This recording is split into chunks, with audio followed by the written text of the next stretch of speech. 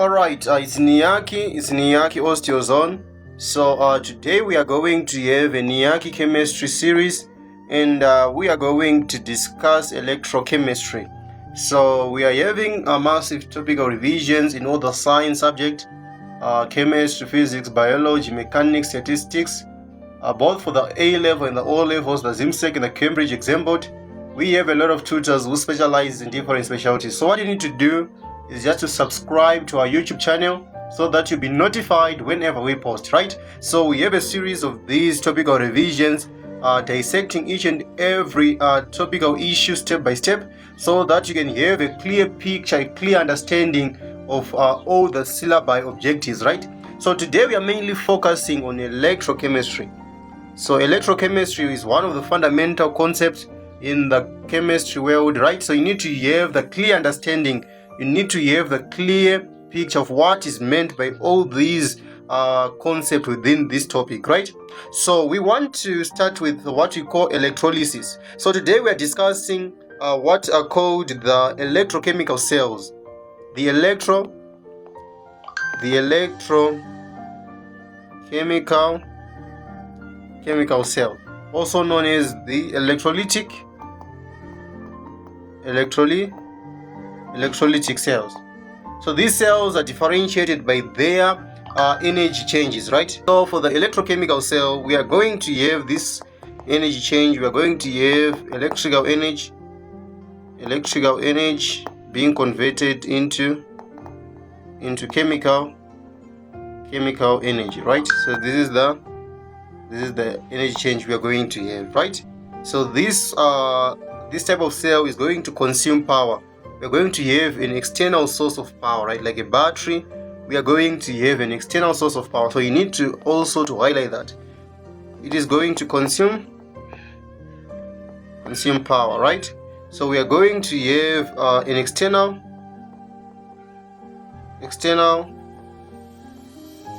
power source. Are we together? So we are going to have an external power source like a battery, for example, a battery, right? So this is what you need to know for the electrochemical cell, because we have what you call the electric cell. So you should be able to differentiate the two, right? So now we are going to define the term electrolysis. So this is the chemical decomposition of a compound in solution or in aqueous form or in molten form by passing an electric current through it, right? So we need to write the definition. It is the chemical decomposition of an ionic compound. So you need to specify that it's an ionic compound, usually in molten or in solution or aqueous form, by passing an electric current through it. So this is the definition for electrolysis. Also, we need to define the term electrolytes, right? You must be able to define the term electrolytes. So electrolytes, it is defined as an ionic compound which, when in solution or molten state, can allow current to pass through it at the same time it decomposes, right? So it is a compound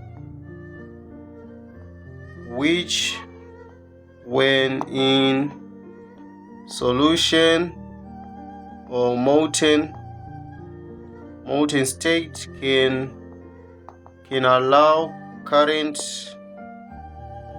to pass through it, and at the same time it decomposed. Are we together? We also have other points or other terms. We have what we call electrodes, right? So electrodes are defined as the point. So these are the points where current either enters or leaves an electrolyte. So these are the points through which current either enters or leaves in an electrolyte. So we have two types of electrodes. We are going to have what we call the cathode, and then we are going to have what we call the anode. So these are the types of electrodes we have. So cathode is defined as the electrode where reduction takes place. So this is the golden definition for cathode, right? It is defined as the electrode where reduction takes place. And then we are going to have the anode, defined as the electrode where oxidation takes place. So we have this mnemonic which says red kit, reduction, cathode. And then we have another one which says N ox. N for anode, ox for oxidation. Are we together, guys? So you must know these definitions by heart, right? You must know these definitions by heart. Cathode defined as the electrode where reduction takes place. Anode defined as the electrode where oxidation takes place. And we also have defined that reduction is the gain of electrons, is the gain of hydrogen, the loss of oxygen, the decrement in the oxidation number. We defined oxidation as the complete opposite of reduction. So we did this in our redox series. So if you haven't checked on our playlist, you need to do so. So the properties of the electrodes, they must be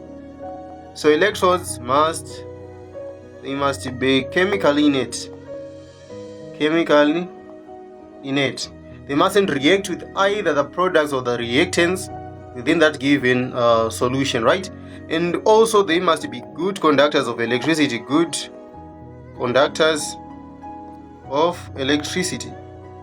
So we have graphite is one of the example.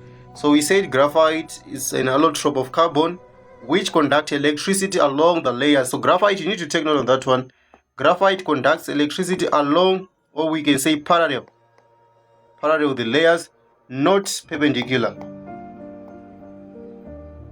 It doesn't conduct electricity perpendicular to the layers. It only conducts electricity parallel to the layers. Are we together, guys? So this is what you need to understand regarding the electrodes, right? So we normally use graphite or any other metal which can conduct electricity and which is chemically innate, which doesn't react with either the products or the reactants. All right, so we have to understand the charge or the sign of the electrode. Is it a positive electrode or is it a negative electrode? So you must take note, you must understand here why, because that's where the whole confusion is. At the beginning of this session, we said we have two types of cell. We have electric cell and we have electrochemical cell, the electrolytic cell, right? Electrochemical cell. And for now, we are defining this type of cell, right? So you must understand the sign of the electrode, right? So from the definition here, we didn't say that anode is the positive or the negative electrode. We defined anode and cathode with respect to redox reactions, right? Reduction and oxidation. So for the sign of the electrode, the anode, it is the one connected to the positive terminal of the battery. Connected to the positive terminal of the battery, right? It is the one connected to the positive terminal of the battery. This is what you need to know. So we have, let us say we are having, this is the battery, right? So this longer line is the positive and then this shorter line is the negative. So the one connected to this terminal is the anode, right? Anode. And then the one connected to this negative terminal, it is the cathode, right? So this is only for electrochemical cells. Are we together? So you must understand which cell are we talking about for you to name the positive and the negative, right? You must first understand which cell are we talking about. So for the electrolytic cells, this is what you need to know. Are we together? So we're going to discuss for the electric cells when we are. So we're going to discuss for the electric cells later, right? As for now, we are only focusing on these cells. Are we together, guys? So you must understand what we are talking about. So we defined electrolysis as the chemical decomposition of an ionic compound by passing electric current. So we are having the decomposition, right? We are having the decomposition of an ionic compound. So meaning to say we are going to produce constituents, elements, right? We are going to have elements, we are going to have products, as per se. We are going to have products, right? So what governs which product are we going to have? What governs the production or the discharge of ions? So we have three factors which governs the discharge of ions. So first we have what you call the preferential discharge of ion, and then we are going to have the type of electrodes used, and then lastly we are going to have the concentration. So these three are the factors which affect or which governs which ions are being discharged, right? So for preferential discharge, the easiest way of discharging ions. So for this one, we are going to use what you call the reactivity series, right? We are going to use what you call the reactivity series. Are we together, guys? So the reactivity series, we need to understand the reactivity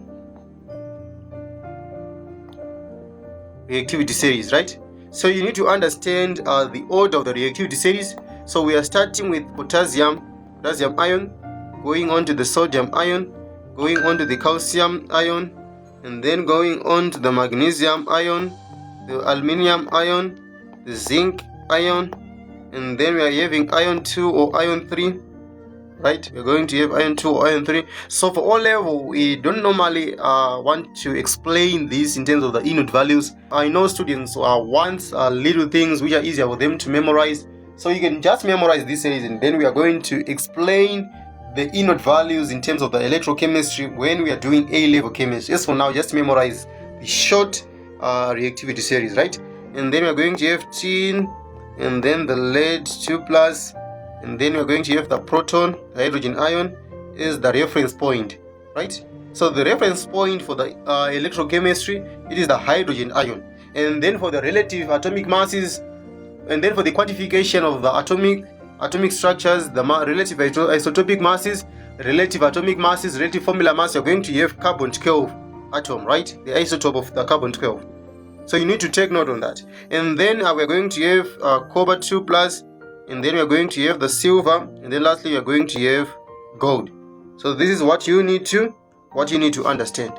And then this trend is for the this one is for the cations.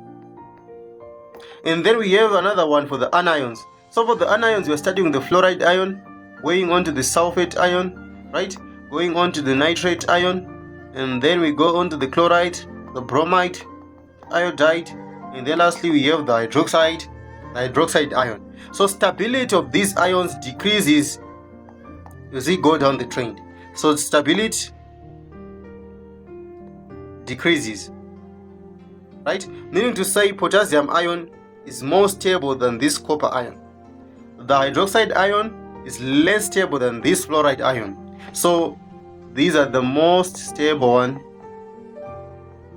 and then these are the least stable one, and then these are the most stable one, and then these are the least stable one.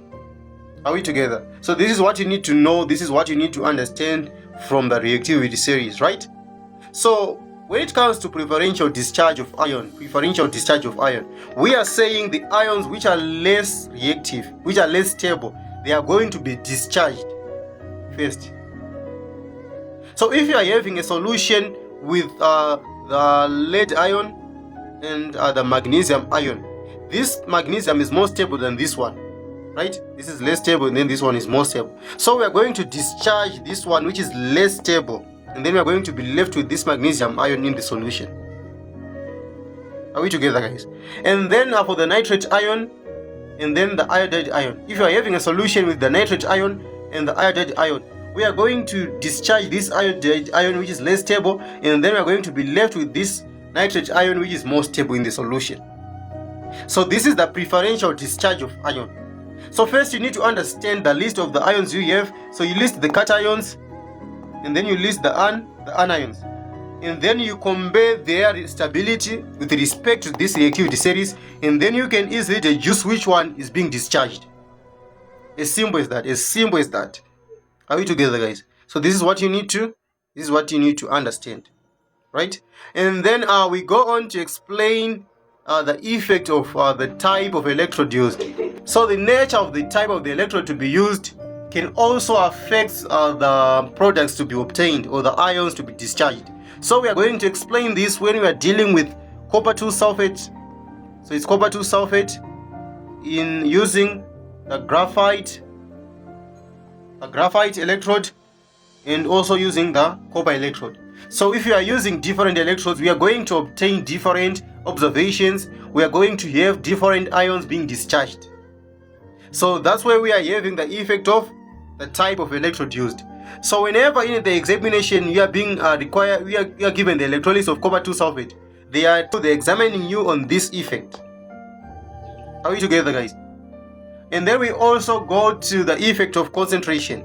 So concentration says that those ions which are found in abundance in the solution will be discharged. So we normally discuss this when we are dealing with brine, which is concentrated sodium chloride. Concentrated sodium chloride, brine. That's why we normally discuss of this effect of concentration.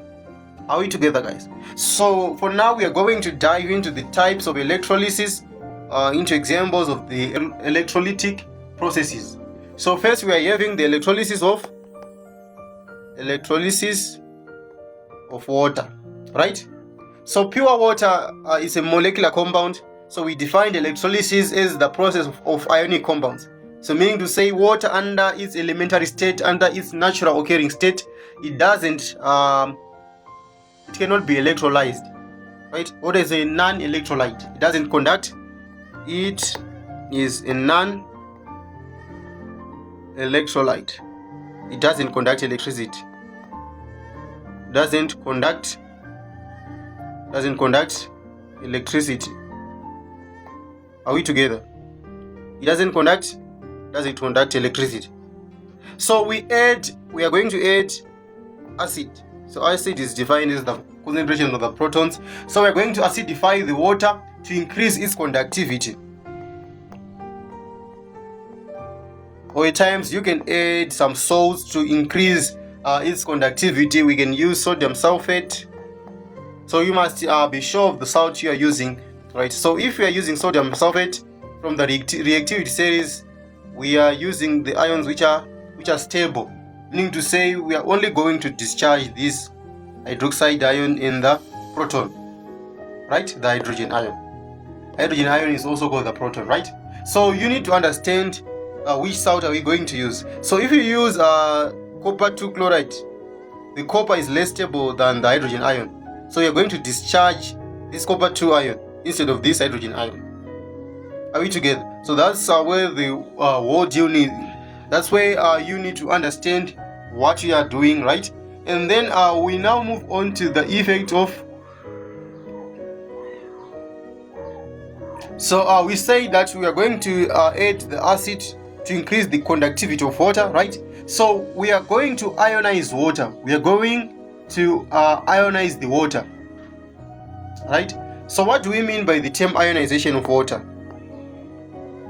Ionization of water. So ionization of water, we are producing the proton and the hydroxide ion, right? So the ions are the ones which are able to transmit the current from the anode to the cathode, right? So the presence of the ions will then allow the flow of current. Flow of current. Are we together? So we need to understand. Which ions are we using, and why are we using that ion, right? So let me just draw a rough sketch of the electrolysis. So this is the battery.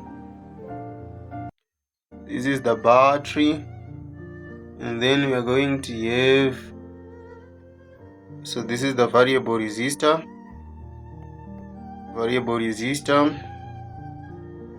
And then we are going to have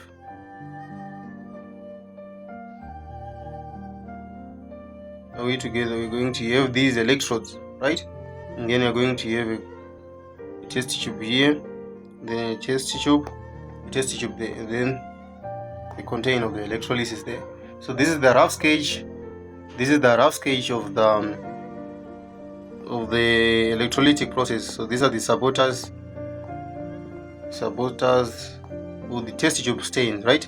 So we are going to have the liquid inside here. And you need to understand that. So this one is the anode, and then this one is the cathode, right?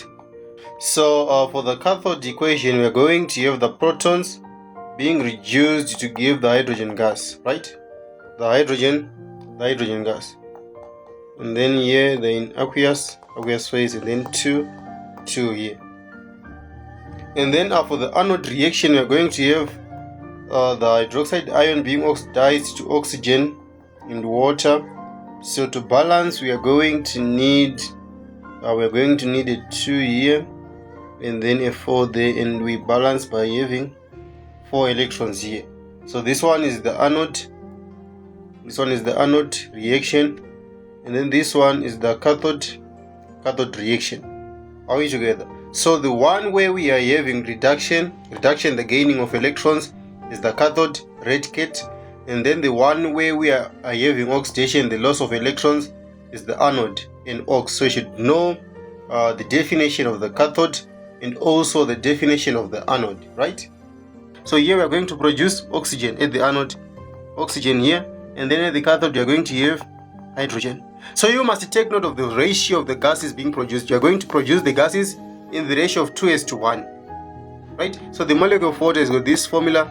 For every 2 hydrogen atoms, we are having 1 oxygen atom, right? For every 2 hydrogen atoms, we are going to have 1 oxygen atom, meaning to say the volume of oxygen produced is twice the volume of hydrogen produced, right? So we are going to have, so this is the gas, this is the electrode for oxygen, right? And then for hydrogen, you're going to be at half level. So that's where the work question is. You must take note of that. Hydrogen is produced in the ratio 2:1, right?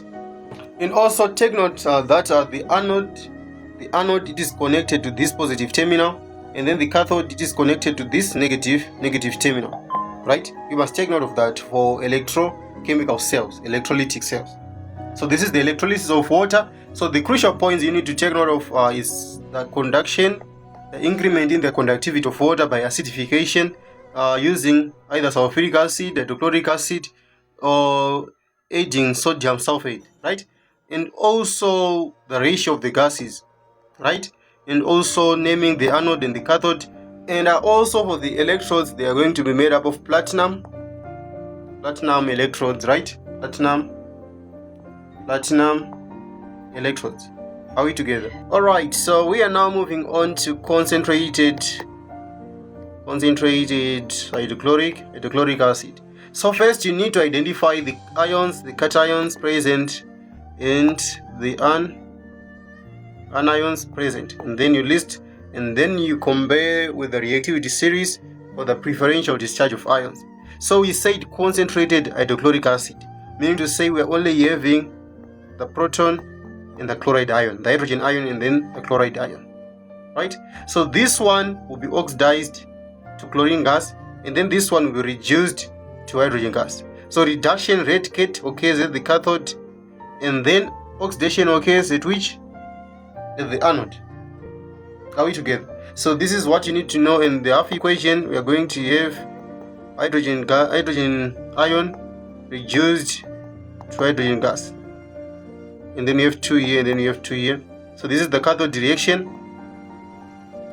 and then we are having the chloride ion being oxidized to chlorine gas with the release of electrons 2 here, and then this one is the anode. This one is the anode reaction. Are we together, guys? So this is what you need to know, this is what you need to understand, right? And then we are now moving on to another one, which is the electrolysis. So you should be able to give the confirmatory test of these gases. You should be able to give the confirmatory of these gases. So hydrogen burns with a popping sound. It burns with a popping sound. You insert a burning splint and then it burns with a popping sound. And then chlorine turns at the blue litmus paper red. And also you should be able to give the functions of these gases, right?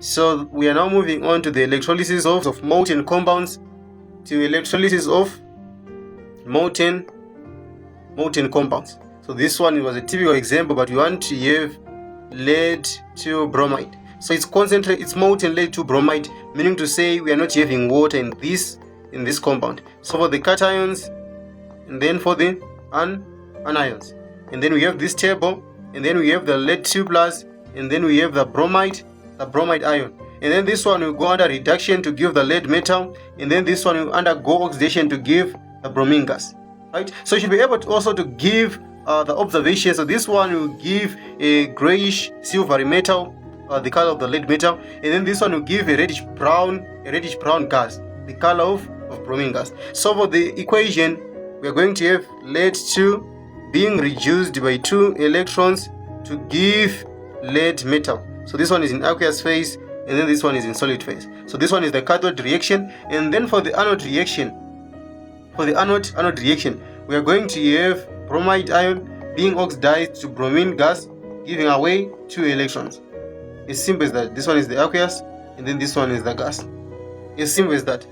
Are we together? So for the electrolysis of molten compounds, you only have the ions in present within that given compound. There is no water for molten compounds. Why? Because we said molten phase, it is a paste-like phase, like Colgate. We are not having water there. There is no water there, right? And then when also they say concentrated, right? Concentrated lead to bromide, they are saying we are having lead and bromine at their maximum concentration, meaning to say water is very, very little. It's negligible in that compound.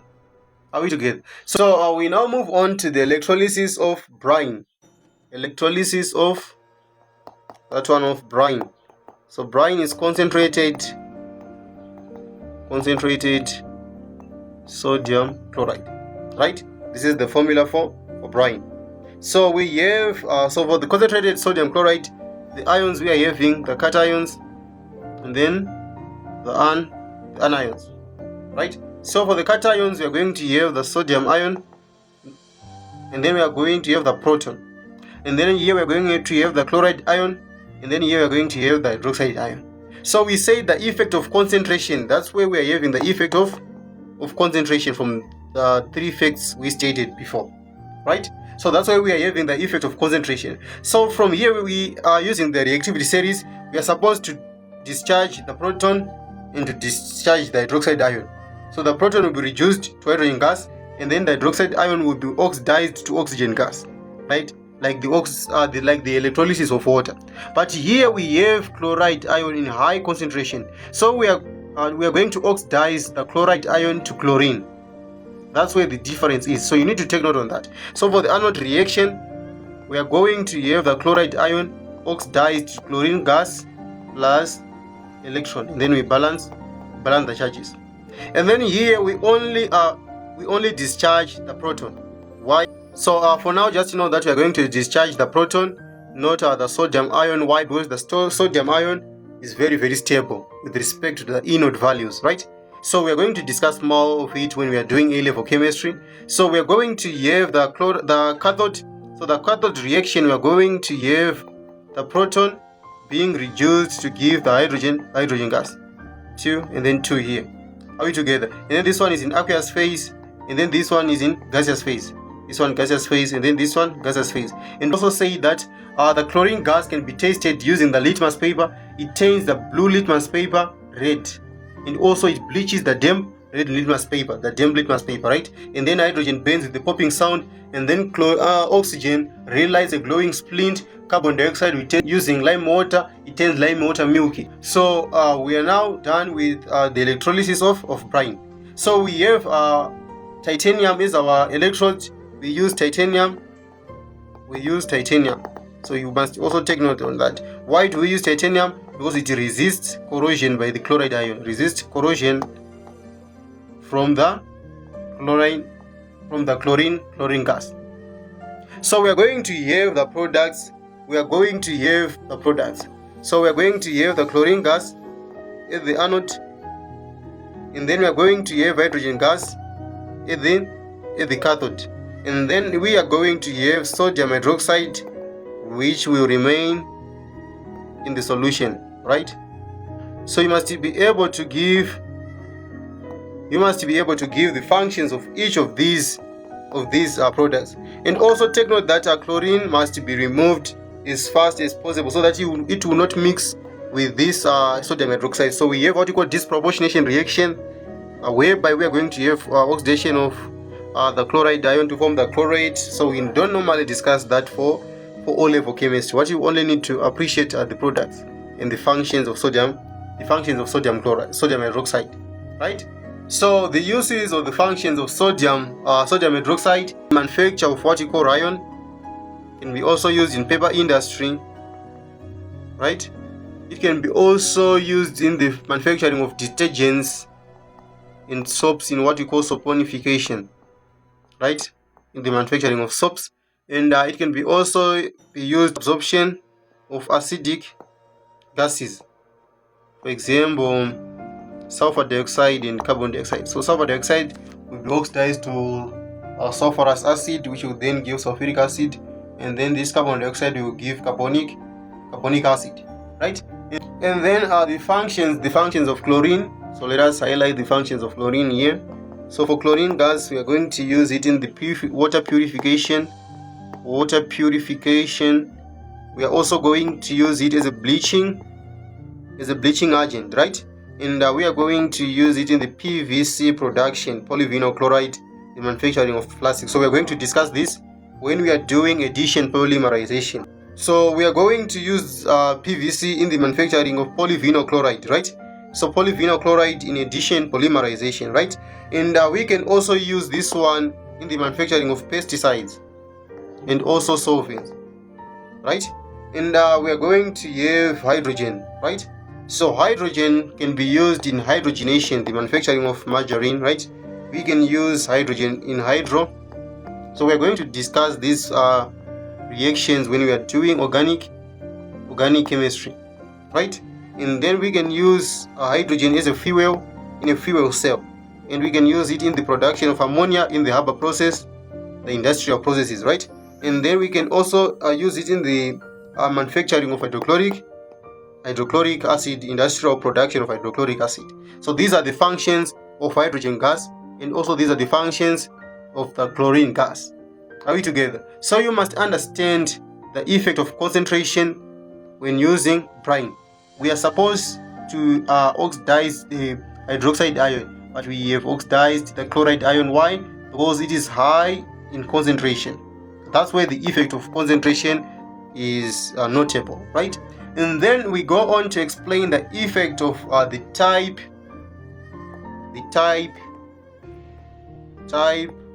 of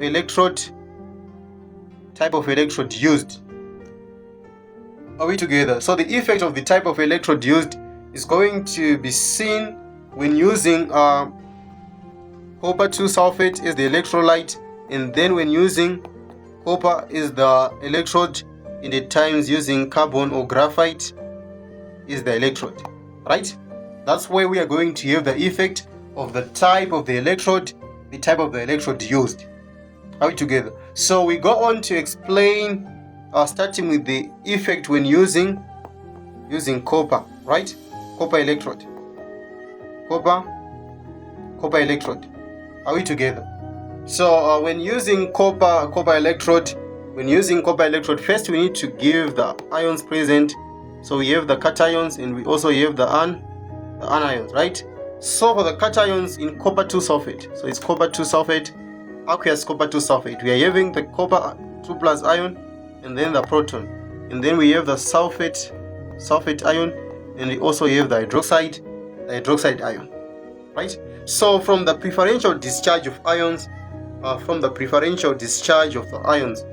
we are supposed to discharge this copper ion. Why? Because it is less stable compared to this proton. And also we are supposed to discharge this, to oxidize this hydroxide ion, because it is less stable compared to this sulfate ion. But we have an anomaly here. So we are starting with the cathode reaction. The cathode reaction. So we define the cathode as the electrode where reduction takes place. Red cat, right? So we are having copper 2 ion and then this proton. So copper 2 ion will be reduced to copper metal at the cathode. So we are having copper metal being discharged, meaning to say there's a decrement in the concentration of these copper 2 ions in the solution. So at the anode, we were supposed to discharge this hydroxide ion. So we want to maintain the equilibrium, the balance of these copper 2 ions. So the anode will dissolve to liberate or to give these copper 2 ions. So the anode reaction, you're going to have copper dissolving to give copper 2 ions plus electron. So you're going to have 2 here and then this aqueous. So this reaction is to maintain the concentration of these copper 2 ions, meaning to say the concentration of the color of the solution will remain blue, right? So this is the anode reaction. So that's where the anomaly is. We were supposed to discharge this hydroxide ion, but we were discharging this copper ion. Why? Because we want to maintain the concentration of this copper 2 ion. So for the cathode reaction, we are removing the copper 2 ions from the solution by reducing them to copper metal, right? So we have a decrement here in the concentration of the copper 2 ions in the solution. So we want to maintain this. So the anode will dissolve. So we are using the copper 2 metal as the electrode. So the anode will dissolve, thereby producing the copper 2 metal, the copper 2 ion, right? So we are now going to have the observation, right? So the observations, you need to take note of these observations. So for the observation, the anode will get thinner, right? The anode will get thinner, and then the cathode will get thicker. The cathode will get thicker. Are we together? So this is what you need to know. This is what you need to understand. And then the color of the solution remains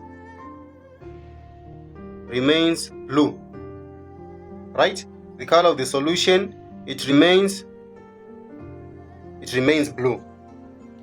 So these are the observations we are going to have for the electrolysis of copper 2 sulfate using copper electrode. So we normally use this type of electrolysis in the electroplating.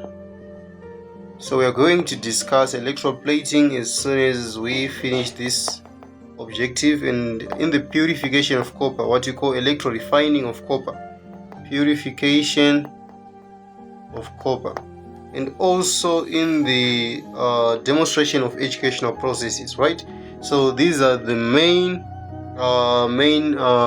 industrial processes where we use the electrolysis of copper 2 sulfate using copper electrode. So you need to take note of that. So as you can see, the electrode is not innate, right? So we used that electrode for the sake of these processes, right? So we want to achieve these chemical industrial processes. So we are going to use this electrode.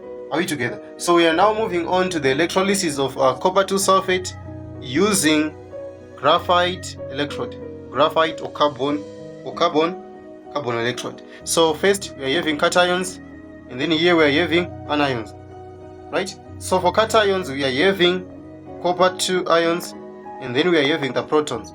And then for anions we are going to have the sulfate ion, and then we are going to have the hydroxide from the dissociation of water, right? So these are the ions present. And then from the preferential discharge of ions, we are going to discharge this copper 2 ion. Why? Because it is less stable compared to this proton. And then here we are going to discharge this hydroxide ion. Why? Because it is less stable compared to this sulfate ion. So we have discussed the reactivity series for both the cations and the anions, right? So you can simply apply. And then now we are going to have the cathode reaction. So the cathode reaction is where reduction takes place. So we're going to reduce copper 2 ions by gaining 2 electrons to give the copper metal. right? And then for the anode, we are going to have the oxidation of the hydroxide ion, giving us oxygen plus water. And then to balance the charge, we add the proton. So we're going to have a 2 here, and then we're going to have a 4 here, and then we will have a 4 there. So this is now balanced. So this is the anode reaction. So we are going to produce, we are going to have oxygen at the anode, and then here we are going to produce copper metal. So we are using graphite. We are using graphite electrodes, and then the products, we have copper and oxygen. So you should take note of that. Oxygen will then react at high temperatures. It will react with this graphite to give carbon dioxide. And then this reaction needs to be monitored. Why? Because it will then result in the production of carbon monoxide, right? In the production of carbon monoxide. Are we together? So you should monitor this reaction. So the main or the major observations, we are going to have we are going to observe a reddish brown copper metal at the cathode, right? At the cathode. We are also going to observe the bubbles of a colorless gas, which is oxygen at the anode. Colorless gas of oxygen at the anode. And then the blue color fades away. The blue color of the solution, of the copper 2 solution, will fade away. So this is what you need to understand. And then the solution will also become acidic. Why? Because we are having increment of protons within the solutions, right? So pH is defined as the measure of concentration of hydrogen ion within the solution, right? So we are going to have the increment of acidity nature, a slight decrease in pH, right? And then we go on to explain electroplating. Electroplating is defined as the electrolytic process where a metal coating is deposited on a conductive object by using electric current, right? So the goal here is to coat the object with a thin layer of a different metal to give the specific desired properties, right? So we define electroplating as an electrolytic process where a metal coating is deposited onto a conductive object using electric current. So we say the goal or the main objective is to coat the object with a layer of a different metal so that we can have the desired properties. So it's more likely of alloying, right? So the goal is to coat the object with a thin layer of a different metal to give it specific desired properties, right? So this is electroplating, right? So the purposes of electroplating, we want to enhance the appearance, also for corrosion resistance. So for corrosion resistance, we're going to use protective layer, we're going to have galvanization, and then also to enhance the properties we can we can try to improve providing a shiny and attractive material, and we can also increase the surface hardness to make the object more durable and scratch resistance, and also to enhance or to improve electrical conductivity, right? So these are the functions, or these are the main objectives of electroplating. So we can say to enhance the appearance, right? And then corrosion resistance, and then also to improve electrical conductivity, and to reduce friction.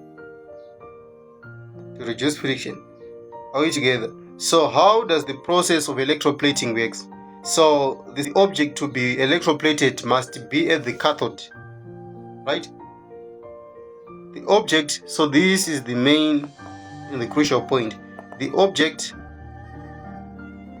to be plated must be the cathode, right? It must be the cathode, and then the metal which is going to plate must be the anode. So the metal you want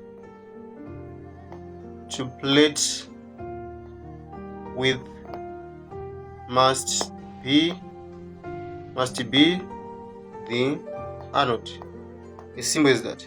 So let us say, for example, so the solution, so the electrolyte, you've forgotten the electrolyte, and also the electrolyte must be the solution. So the solution containing dissolved ions of the plating metal. Plating metal. Are we together? So it must contain the same ions as the anode. It must contain the same ions as the anode. As simple as that. So this is what you need to know for electroplating. So let us say we are going to plate. This one is our battery, right? And then this one is our battery. So this one is the longer line. You're going to say this one is the positive terminal, and then this one is the negative terminal. So we are going to have the key here, subject to be coated, and then here we are going to have, we want to coat using copper. This one is going to be copper, and then the solution will be copper 2 sulfate.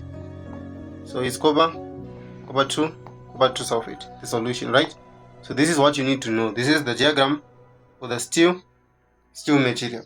So we are going to discharge the copper 2 ions that are going to be reduced here. For the cathode reaction, we are going to have copper 2 ions plus 2 electrons to give copper metal. And then for the cathode reaction, this is the cathode reaction.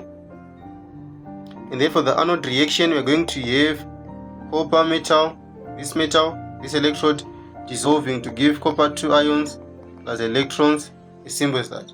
So we are now plating this steel with this copper metal.